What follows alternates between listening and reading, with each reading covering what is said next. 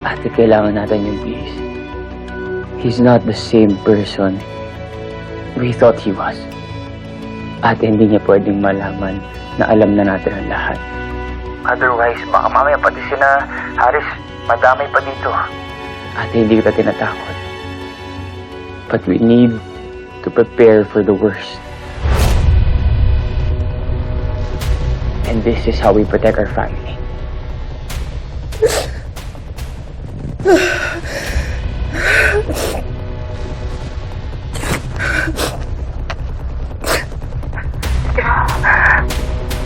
Sige, Andrew.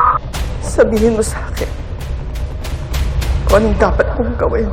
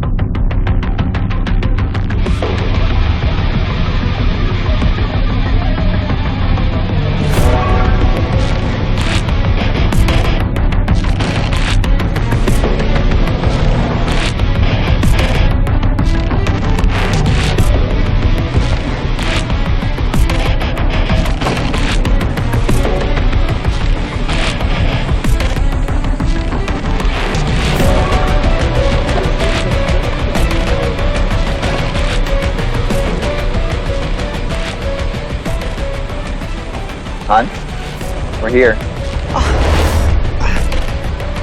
Iniisip ko lang kung may nakalimutan ako. Let's go, kids.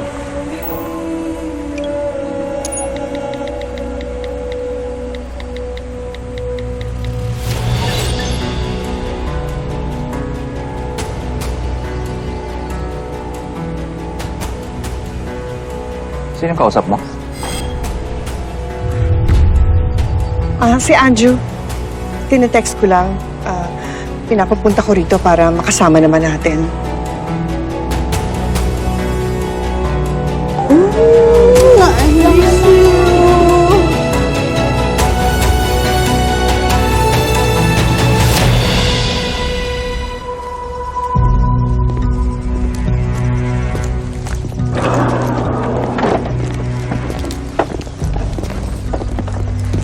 Sir, paano nga kung alam na ni Tomas na alam na natin na siya si Verdugo? Ano ibang sabihin? Natin din siya bago tayo papasok. Hindi ba posible yun, sir? Nauli na natin si Salazar bago pa siya makapagtinte.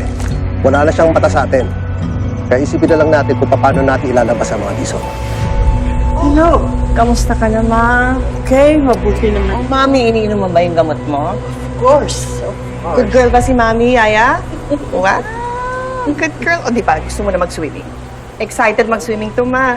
Oh, malinis. Nilinis nila ang pool. It's waiting for you. See? It's so exciting.